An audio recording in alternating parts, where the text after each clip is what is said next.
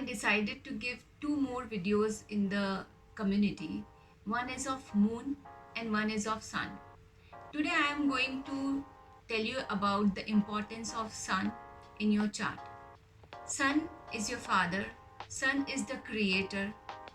I will try to communicate in both the languages, Hindi and English.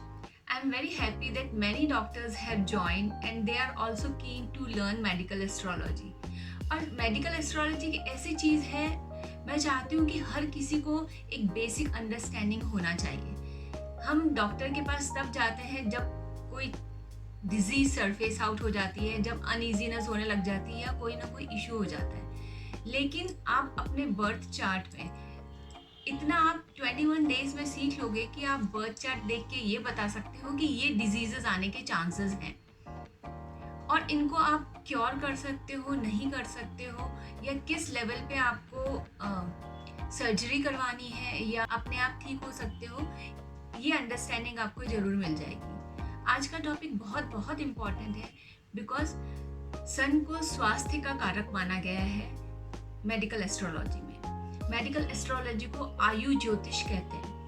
मैंने पहले भी आपको एक्सप्लेन किया है कि 101 तरह की मृत्यु आयुर्वेदा में बताई हुई है, उसमें से 100 आप डेफिनेटली क्योर कर सकते हो अगर आपके जिस तरह से आप लाइफ स्टाइल आप जीते हो, जिस तरह से आपके कर्म या इंटेंशंस बताए गए हैं।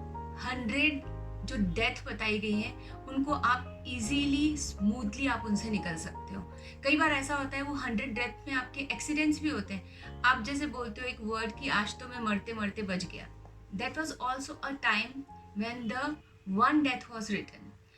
तो जब आप मेडिकल एस्ट्रोलॉजी में ये देखते हो कि ये टाइम पीरियड में देर आर चांसेस कि यू मे सफ़र डिजीजेस, तो आपको क्या क्या प्रिकॉशंस लेने हैं, लाइफस्टाइल में कौन कौन से चेंजेस करने हैं, that you can easily make out. It's been long time you people are associated with me and you know very well when we do the Ayurveda treatment, first we do Manochikitsa. Man is your moon, moon is your mother. So the importance of mother in your chart I will explain in my next video. Then is your soul, soul is sun. So if the sun is not powerful in your chart, there are chances कि you may be having difficulty to cure your diseases. जब मैंने explain किया था आपको community में that if ascendant is not strong, आपका immunity low होगा, और जब आपका immunity low होता है तो आप कोई भी जो diseases है उसको आसानी से cure नहीं कर पाते हो, अपने आप से वो ठीक नहीं होती है, आपको treatment लेना पड़ता है, आपको remedies करने पड़ते हैं।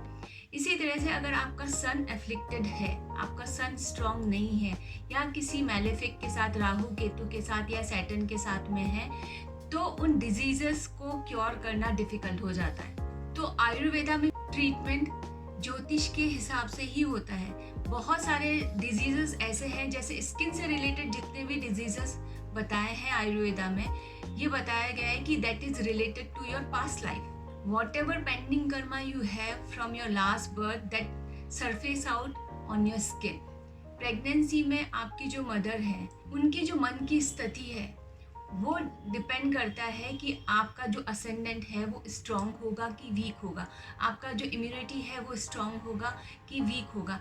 इसलिए गर्भ संस्कार बहुत इम्पॉर्टेंट है and I am going to make a video on garbh sanskar और I will take a workshop on garbh sanskar as well. आपके बॉडी में कौन कौन से ऑर्गन्स हैं वो अफेक्टेड होते हैं अगर आपका सन ठीक प्लेस नहीं है या फिर किसी मैलेफिक के साथ में है। सन का जो इम्पैक्ट है वो आपके ओवरऑल फिजिक पे पड़ता है। काल पुरुष की जो कुंडली है उसमें जो 5th हाउस है वो सूर्य का हाउस है, और आप सबको मालूम है बिकॉज मैंने आपको दिया हुआ भी है पहले कि कौन सा भाव है, हाउस है। जैसे 1st हाउस है वो आपका बॉडी है, 2nd हाउस है वो आपका टीथ है, आपका फेस है, 3rd हाउस है वो आपका थ्रोट है। तो कौन कौन से हाउसेस हैं वहाँ आपका जो सन का प्लेसमेंट है वो अगर मैलेफिक है तो किस तरह से नुकसान कर सकता है, बेनिफिशियल है तो वो क्या क्या इन्हेंस कर सकता है उस हाउस का जो कारक है। तो 5th हाउस में अगर आपका सन है वो एफ्लिक्टेड है तो आपको स्टमक से रिलेटेड डिजीज़ हो सकते हैं, आपको एसिडिटी के इश्यूज हो सकते हैं या आपके इंटेस्टाइन में प्रॉब्लम्स हो सकते हैं। हार्ट अटैक का जो मेन कारक बताया है मेडिकल एस्ट्रोलॉजी में वो सन है। राइट आइज के इश्यूज, हेडेक के इश्यूज, स्पेशली माइग्रेन के इश्यूज रिलेटेड है सन के साथ। और वो किस तरह से रिलेटेड है ये आप आगे कोर्स में उसके जो कॉम्बिनेशंस बनते हैं वो जानना सीखोगे। कौन कौन से प्लैनेट सन को एस्पेक्ट करते हैं, मेलेफिक के साथ में है, बेनिफिक के साथ में है, वो किस तरह के डिजीजेस बनाते हैं वो मैं एक्सप्लेन करूंगी आपको बाद में। आज का टॉपिक इम्पॉर्टेंट इसलिए है बिकॉज इतना अंडरस्टैंडिंग सबको होना ज़रूरी है कि हम क्या छोटे छोटे लाइफस्टाइल के चेंजेस कर सकते हैं। पहले के टाइम में जो रिचुअल्स बनाए हुए थे वो क्यों बनाए हुए थे और उनका डेली लाइफ में क्या इम्पोर्टेंस है वो मैं आपको एक्सप्लेन करूँगी। समुद्र मंथन की स्टोरी आप सबने मेरे से बहुत बार सुनी है, और जब समुद्र मंथन हुआ उसमें जब बहुत सारे ट्रेजर्स निकले हैं उसके साथ में धन्वंतरी भी प्रकट हुए थे। धन्वंतरी को आयुर्वेद में लॉर्ड ऑफ वेलनेस भी बोला है कि आपका असेंडेंट कितना स्ट्रांग है। इसका मतलब जब आप अपने मदर के वूम में थे तो आपकी कंडीशन कैसी थी, और इस दुनिया में जब आप आए हो तो जो प्लैनेटरी पोजीशंस है वो आपको कितना हेल्प कर रही है, या आपके पास्ट लाइफ कर्मास कैसे हैं कि वो इस लाइफ में आपको सपोर्ट कर रहे हैं या नहीं कर रहे हैं। सपोज आपके पास लाइफ कर्मास आपको सपोर्ट नहीं कर रहे हैं, लेकिन आपने कुछ ऐसे काम किए हैं कि आप ऐसे पेरेंट्स के साथ में हैं, फादर एंड मदर के साथ में हैं जो बहुत सपोर्टिव हैं, जिनका मेंटल स्ट्रेंथ इतना ज़्यादा है कि वो आपके प्लैनेटरी पोजीशंस को सपोर्ट कर सकता है। तो जो दूसरी चीज़ हम देखते हैं वो देखते हैं सन। अगर आपका सन बहुत स्ट्रॉन्ग है, किसी मेलेफिक के साथ में नहीं है, तो अगर आपको डिजीजेस लिखी हुई भी है तो उन डिजीजेस को आप आसानी से क्योर कर सकते हैं। थर्ड है आपका मून। मून मीन्स आपकी मदर। तो अगर आपका मून स्ट्रॉन्ग है तो भी वो आपको जितनी प्रॉब्लम्स हैं उससे आसानी से बाहर निकाल सकता है। आप बिना ट्रीटमेंट के ठीक हो सकते हैं अगर आपका मून स्ट्रॉन्ग है, किसी भी मैलेफिक से एस्पेक्टेड नहीं है, उसके साथ में नहीं है। जब किसी की डेथ होती है तब आपको जो मून का जो कंडीशन है और आपका जो 4th हाउस है उसको देखना पड़ता है। तो इतना आप केपेबल हो बीइंग अ मदर कि आप अपने बच्चों के लाइफ में मेजर चेंजेस कर सकते हो in terms of health, in terms of wealth. So what are the diseases connected with the sun? First is any disease related to stomach, your overall health, any disease related to bones, related to heart. कई बार ऐसा होता है कि लोग tolerate नहीं कर पाते हैं pen, that is also related with sun. Brain hemorrhage, migraine, all these diseases are formed because कहीं ना कहीं आपका जो सन है वो एफ्लिक्टेड है चार्ट में। कुछ थोड़े से एग्जाम्पल्स मैं आपको बताऊंगी। अगर आपका सन फर्स्ट हाउस में है या फर्स्ट साइन में है, फर्स्ट साइन इज एरीज, जहां आपके चार्ट में आप 1 देखते हो,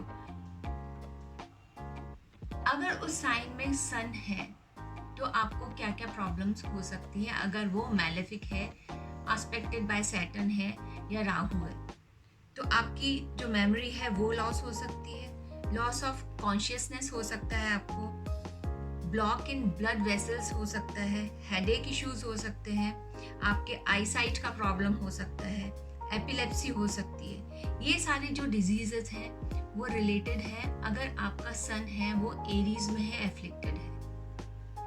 इसी तरह से आपको मालूम है कि जो 2nd हाउस है उसका जो रूलर है वो है टॉरस।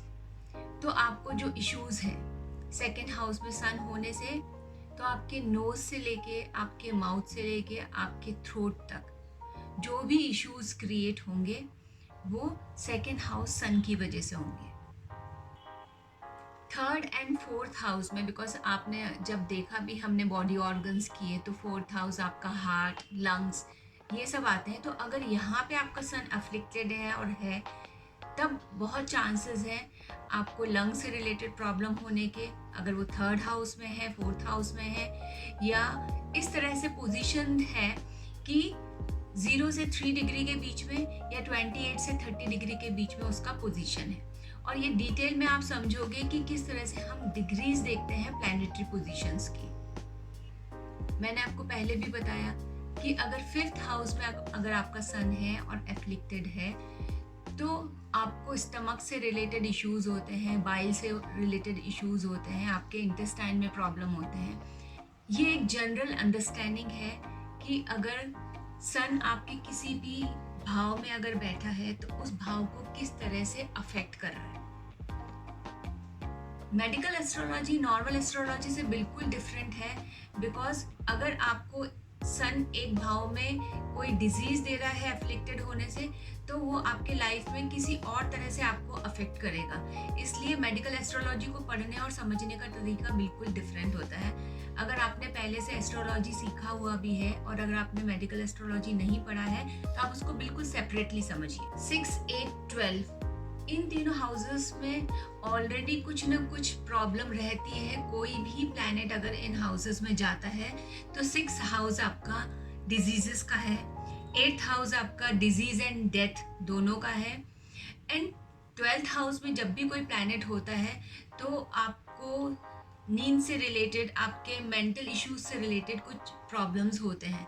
तो 6th हाउस में अगर आपका सन है, हो सकती है जैसे डिसेंट्री होना, आपके इंटेस्टाइन में स्वेलिंग होना।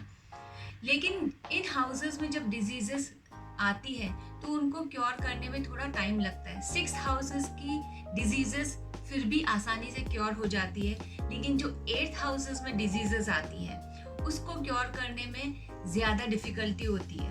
7th हाउस में जो सन का प्लेसमेंट है उसको बिल्कुल अच्छा नहीं बताया, तब बहुत सारे फोबियाज नेटिव को होने लग जाते हैं, किसी फायर से लेके। कई लोग इस तरह से होते हैं, अगर उनको आप सिर्फ एक गन दिखाओगे तो वो डर जाता है। आपका जो सन है वो आपके पेरेंट्स के, आपके फादर के कर्माज होते हैं। तो इसको ठीक करने के लिए सबसे इम्पोर्टेंट है कि बहुत पुराना रिचुअल है सूर्य को जल चढ़ाने का।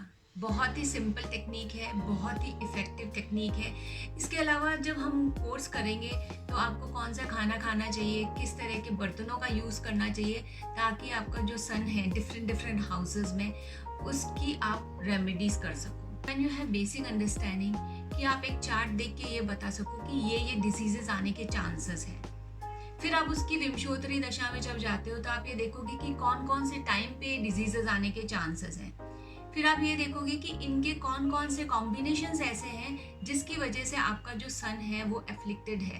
तो अगर सपोज आपका जो राहु अटैच है सन के साथ में और आपकी लाइफ में ग्रोथ नहीं हो रही है, या फिर आप लास्ट पोजीशन पे पहुंचने के बाद कुछ अचीव नहीं कर पा रहे हो, या आपको कोई भी डिजीज़ आने के बाद वो काफ़ी लॉन्ग रन में चलती रहती है, जल्दी से उसका क्योर नहीं होता, तो आप अपने फूड हैबिट्स चेंज करोगे, आप अपने मॉर्निंग वेकअप जो टाइम है उसको चेंज करोगे सन के साथ। आपका जो बायोलॉजिकल क्लॉक है वो सन के साथ सेट होना बहुत इम्पॉर्टेंट है, क्योंकि जब आपका मेलानिन बनता है सन के राइज होने के साथ में, वो आपका स्लीपिंग टाइम वो भी डिसाइड करता है कि आपका स्लीप कैसे होने वाला है। वो और आप ऑटोमेटिक होता है। अगर आपका सन एफ्लिक्टेड है तो आपकी हैबिट्स इस तरह से बन जाती है, इसीलिए आपको एफ्लिक्टेड सन मिला हुआ है। और जब आपको ये अंडरस्टैंडिंग होती है तब तक डिजीजेस आप तक पहुंच चुकी होती है। तो चार्ट में आप ये देखोगे कि प्रॉब्लम कहाँ है, वो किस समय पे आ सकती है, उनका जो ट्रीटमेंट है वो हमको किस तरह से करना है, आयुर्वेदा से करना है या वो अपने आप ठीक हो सकती है, या कई बार ऐसा होता है कि वो सर्जरी से ही ठीक होता है। उसके कॉम्बिनेशंस भी हैं कि अगर मार्स और केतु उसके साथ में आ रहे हैं सन के, तो ये बेटर है कि उस चीज़ की सर्जरी की जाए। Thank you so much.